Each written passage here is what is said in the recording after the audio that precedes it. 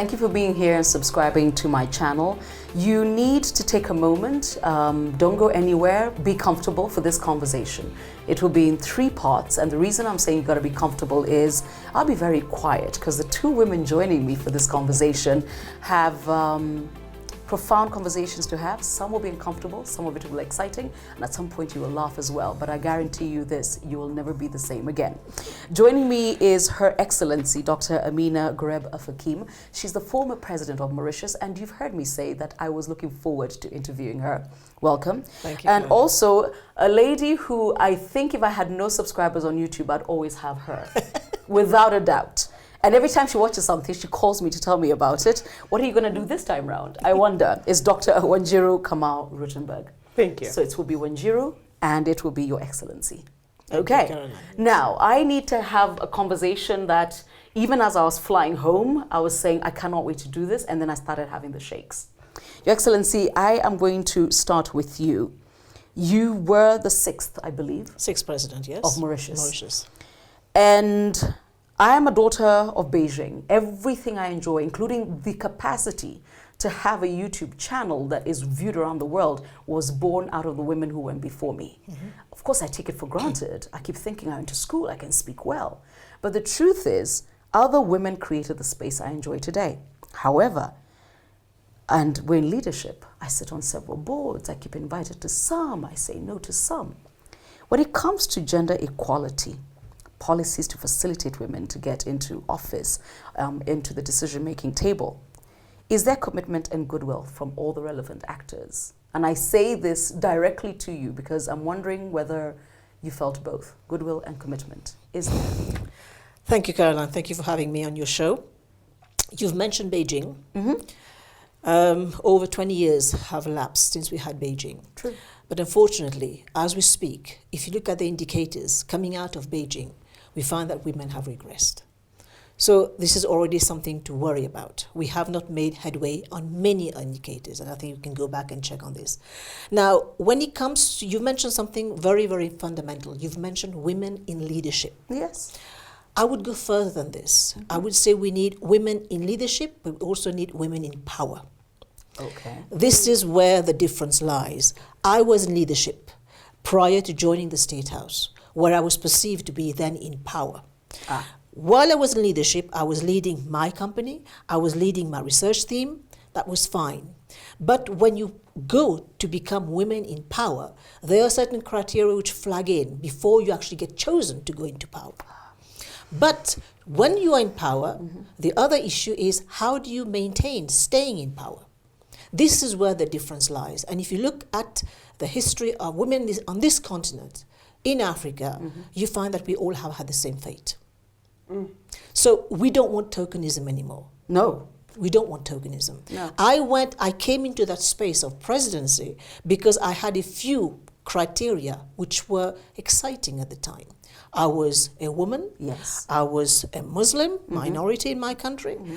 I came in that space where I had some credibility. I was fairly youngish. Yes. And I wasn't tainted politically. So 5 and key criteria. Well, I didn't want to say that. No, you but must. Thank you. Mm-hmm. So these criteria were very attractive to the voters at the time. It looks good. It looks very good. Yes. So I came in, I swayed the process by being who I was. Mm-hmm. I came into that space, but when I was in that space, I was then confronted with being at the table.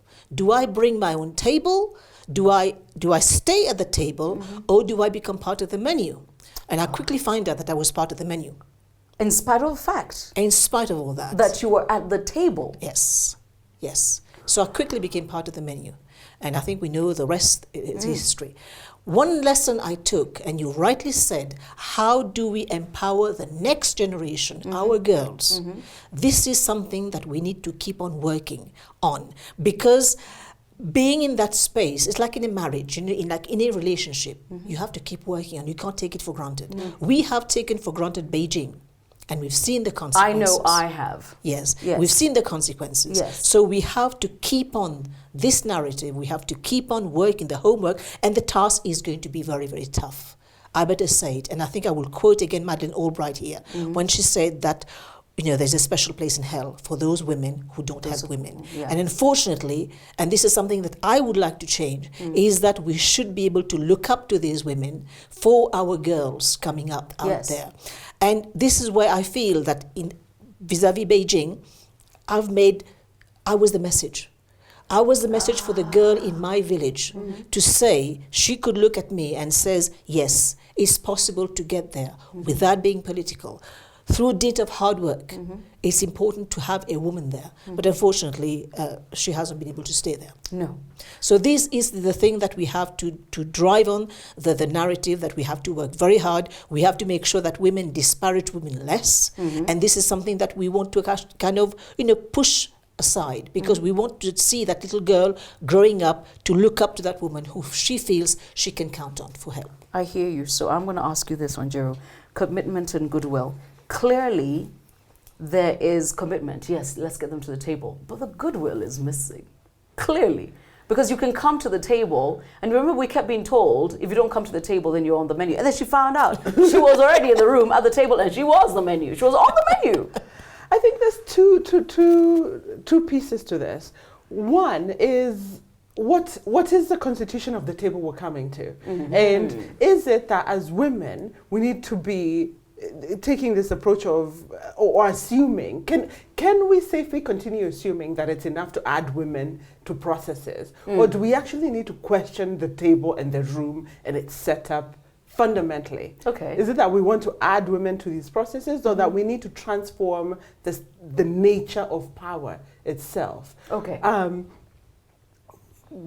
In Kenya, we have this... Did you feel a little chill when she said there's a difference between leadership and power? Power. Yes. We keep adding women into leadership, but are we actually giving them power? Yes. Are women stepping into power? And do we need to be questioning what it will actually take to have women stepping into power rather than stepping into leadership, into ceremonial positions? And that is the flip side of that, is what are the social movements and the communities that are holding the power brokers to account? Because it's not enough to have one isolated woman up at the top. No. And then we all celebrate. Yes. Can we build systems of support? Yes. That people know, you topple her, you have us to deal with. That's very true. And that is what I'm talking about, that shifting the nature of that power so that women are holding power on the basis of a broad base of support from society. But we need to have, like I've said previously, is that 2000, we had Kofi Annan, who brought countries to the table at the UN to make it accountable with the MDGs. Yes. I think we need to have an MDG of women. There you go. So we need to hold countries and governments to account. Why is it that in some countries you still have 10%, like in my country it's below 15%, in power, in political positions? Why is it government will not make the space for women? Changing the constitution, tweaking it here and there with some laws is fine. But the basic fundamental process, the thinking, the rationale, which actually should help women, is still not there. And this is again what I come up with the word again, we don't want any more tokenism. We want that woman to be there. We want that woman to be empowered so that she can make the difference at boards. She can make the decision. We know that when a decision is taken at a board, when there's a woman on board, the decision is fundamentally better for society, for the family, for everything. And this is where the woman intuition has to be factored in. That's very true, which brings me very quickly to my next question. So we have access. We've been told, come to the room. In fact, on our board, we have 2 women, we have 3 women out of 15. But clearly, also staying is an issue. And when I interviewed Dr. Joyce Bander a few weeks ago, she said, Caroline, the next issue is how we stay. Because she says right now in Africa, other than the newly appointed president in Ethiopia, we've lost all our women. So I need to ask you, what have you learned in hindsight about the ability to stay? The ability to stay has been the self-confidence I've had through my family, especially my father. Wow. And the biggest cheerleader for me has been my father. He was the one who took me to university. He was the one who helped me see choices when I was finishing high school. So he gave me, the choices, whether I would like to study or whether I like to work. And when I eventually managed to get through university and all the rest of it, I married somebody who was also indifferent, and I said to him, thank goodness you were indifferent, because he didn't meddle with what I was doing. Yes. So I had free hand there, but I had the support, and I had the support eventually of my family. So I think if we are going to make changes, it is going to happen one family, one father, one brother at a time. We need to tell that girl that she can do anything. She has the capacity to do anything. We need to promote her self-confidence. And this is something that my foundation will now do, to promote that girl's confidence in the sciences. Because, when I went to school, I will tell you a little story. When I went to the careers guidance officer, I said to the guy, I want to do science. He looked at me and said, what do you want to do science for? This is not for you. This is for boys. Wow. Yeah. So I went back home. My father said, what did the career guidance officer tell you? I said, he told me that science is for boys. And then he said, what are you going to do? I said, I'm going to do science. And he said, good for you. Yes. So this is the kind of confidence you need to have. The instilling that confidence in the girl must come from the father. And it starts at home. It starts at home. It starts Absolutely. at home. Absolutely. Wanjiro, though, getting into leadership may not be the problem, clearly.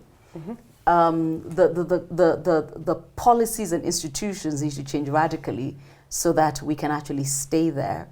But as she quickly learned, the system is once they have made history, check that one in the history books, it's done. So you can't say Mauritius never had given a woman the chance, so we can't say that, Malawi never gave a woman a chance. Ethiopia can never say, no. So they've checked it. So clearly it's not getting in, it's staying. But once they've checked it, they're like, what's your problem? What are you complaining about?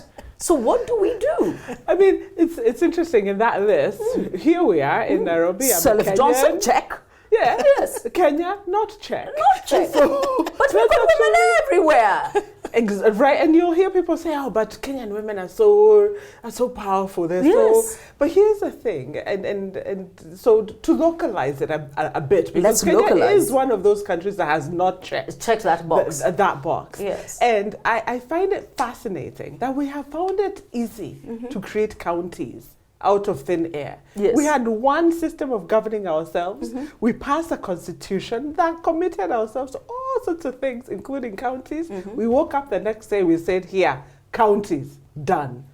That same constitution said there's a 2/3 gender rule. Yes. That one, how many years has it been? We're about to get rid of it. We have not found it within us. The same people who could create counties out of nothing. Yes. Cannot find a way to prioritize having women in the room. And it's not a rule that says you must be ruled by women. No. It is a rule that says women have to be part of the conversation. And must be heard. And must be heard. Yes. And we found it. So what is it about our society? And here, I actually think we should flip the conversation into what are we losing as a society when we declare that we will not allow ourselves to benefit from women's leadership. I like when that. we know 50% of who's born today are female. You can't leave half the population out. And then we as a country decide, and we don't want them. It's fine. We will do without. Well, I'm sorry, if you don't want women there, first of all, agriculture will not function on the continent. At all. It's women who feed Africa. Yes. So already there's something there. Now, how to empower that woman in that particular area with the tools, with land rights, with access to capital, you name it. These are bread and butter issues we have to grapple still in the 21st century. And this is unacceptable. That a woman has to go to the bank with her husband, with her father to open an account. She cannot have access to, all these issues. It's crazy. And yet we are making a fundamental difference to feeding the continent. So these are issues. So it's okay, she can do it, but there she can't. She's not allowed there. That space. But no, we want freedom. We want access. We want to have all the benefits, as my brother would have done if he was there sitting in this room. And we need to start counting the cost of not allowing ourselves that. Yes. Because it is costing us. we are functioning at suboptimal levels Yes. by denying ourselves access to the talent and leadership of women. Yes. There you go. There is a cost to this. Yes. And another side to that is this concept that I've been reflecting a lot about, and you talked about your father, and the kinds of masculinity. Oh, hold that. I need to come to that. I want to take a break. Hold that thought. I think one of the things I need you to chew on, even as you call your friend and say, watch this, is that it's been over 20 years since Beijing, and Martha Karua, Charity Ngilo, Dr. Ellen Johnson-Sirleaf is probably watching this interview saying, how are we still having this conversation? Subscribe, come back.